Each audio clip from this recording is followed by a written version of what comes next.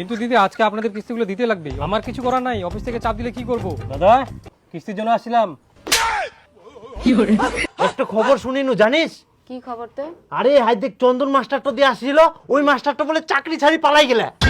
হ্যাঁ ঘন্টার চাকরি কিস্তি না ঠা বলে বলে মই বেতনে পাবো না। এই ফালতু চাকরি না করি না যদি 3 বছর ধরে মই ধানে কাটি বেড়ানোই তাহলে মোর অনেক টাকা হয়। আল্লাহ চাকরি মই গুষ্টি মারুম।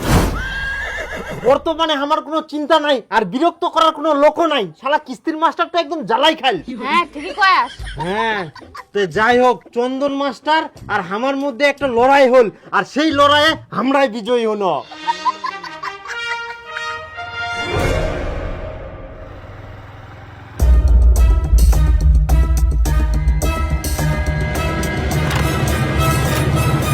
বাবা, কি বেটি? নতুন চন্দন মাস্টার আসিয়া। হে প্রভু, আহা কোনা পালাইস এতিনা কত মই জাদরাল জাদরাল চন্দন মাস্টারক দেখি নিয়াং, আর এটা তো নতুন, এটা মোর একদম টিনি আঙ্গুলের খেল। তুই চাপ নিস না, তুই না সুতেক, তারপরে মই দেখুন।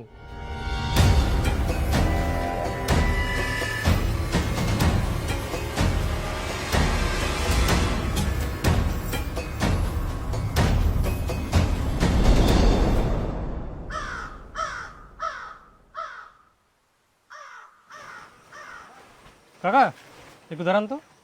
আচ্ছা কাকা, এটা কি টুম্পা রায়ের বাড়ি? হ্যাঁ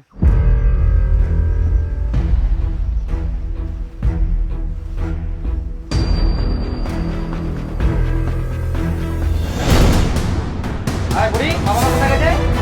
আগে যাই, কোনো দিনও পাওয়া যায় না। ওই আছে, ওই দিদি, বাচ্চা আছে, ওই তোর বাবা কোথায় রে? তোর কি বাবা বলে যায় না তো? আপনারা কেমন লোক বলুন তো, কেসি না দিয়ে লুকাই লুকাই বেড়াচ্ছেন? তাও লোক বলা নাই, কোথায় লুকাইছে? টুম্পা রায়, স্বামী সবুজ রায়, এনারা গত 9 মাস ধরে কিস্তি দেয়নি। আপনি তো নতুন জয়েনিং করেছেন, কিন্তু আপনার মধ্যে একটা আলাদাই গুণ দেখতে পাচ্ছি, আলাদাই দোষ দেখতে পাচ্ছি, যেটা একমাত্র বাঘের মধ্যে থাকে। বাঘ যেভাবে দৌড়ে শিকার করে, তেমনি আপনাকে এনাদের কিস্তিগুলো রিকভারি করতে হবে। Yes sir.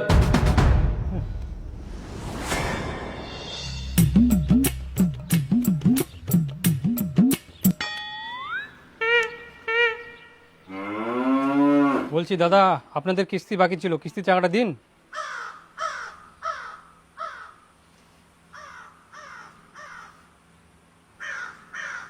একটা মানুষ কোনো মতো বাঁচিছে, কুকুন চুলি যায় সেটা কোয়া মুশকিল, আর তোমরা কিস্তি চাচ্ছেন? কেমন ধরনের মানুষ তোমরা? দেখুন, আমার কাজ হচ্ছে লোনের কিস্তি আদায় করা, আর আমার কাজ তো আমাকে করতেই হবে। আপনি 9 মাস ধরে কিস্তি টাকা দেননি, অফিস থেকে আপনাকে আর কোনো ছাড় দেওয়া হবে না। দয়া করে আপনি কিস্তি টাকা দিন। আপনি কি অন্ধ? আপনি একটা কাজ করুন,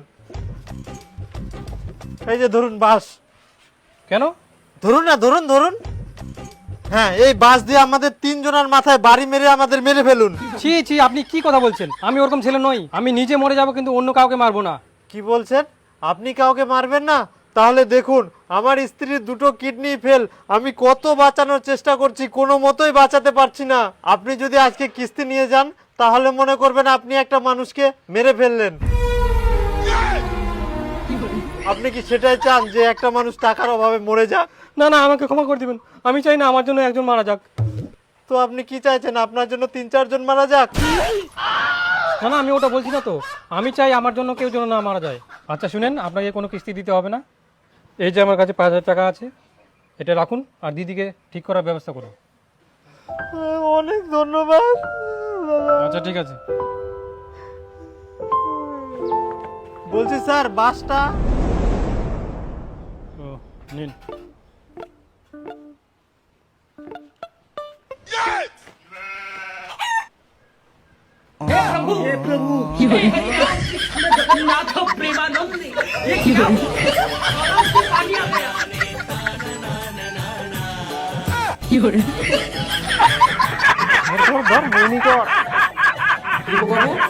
আপনাকে পাঠালাম বাঘের মতো কিস্তি রিকভারি করে নিয়ে আসতে, কিন্তু আপনি বিড়ালের মতো সুরসুর করে চলে আসলেন কিস্তি না নিয়ে। ওরা কিস্তি ফাঁকি দেওয়ার জন্য তো অভিনয় করবে, কিস্তি রিকভারি করে তারপরে অফিসে আসবেন। যান। না, আজকে আমাকে কিস্তি তুলতে লাগবে, না তুলতে পারলে চাকরি শেষ। দিদি, ও দিদি, দিদি।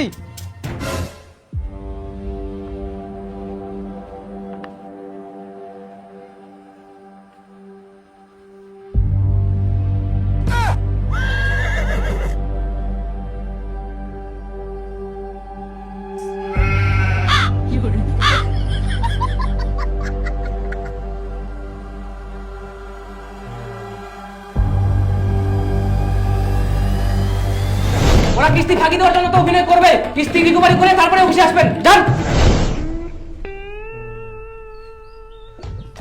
দাদা কিস্তির জন্য আসছিলাম, কিস্তিটা দিতে হবে আজকে।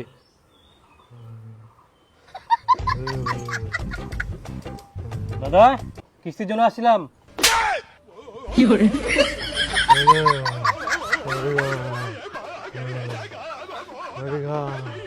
ওকে কিছু বলেন না, ওর মাথার ব্রেন শর্ট হয়ে গেছে, নাহলে আরো মার খাবেন। কিন্তু দিদি আজকে আপনাদের কিস্তিগুলো দিতে লাগবে, আমার কিছু করার নাই, অফিস থেকে চাপ দিলে কি করব, দয়া করে কিস্তিগুলো দিন। তাহলে একটা কাজ করুন, আমার তো 2টা কিডনি ফেল হয়ে গেছে, ওর 2টা কিডনি ভালো আছে, ওগুলোই নিয়ে যান। কি করেছে কিস্তি নিব এদের? মানুষগুলো মরে যাচ্ছে, এদের কাছে কিভাবে আমি কিস্তি তুলবো? আর অফিস থেকে চাপ দিচ্ছে, জোর করে কিস্তি তুলতেই হবে, আবার কিস্তি রিকভারি না করতে পারলে অফিসে যাওয়া বারণ করে দিয়েছে। আমি এইসব চাকরি করতে পারবো না, আমি বাড়ি গেলাম, দরকার নাই এইসব চাকরি।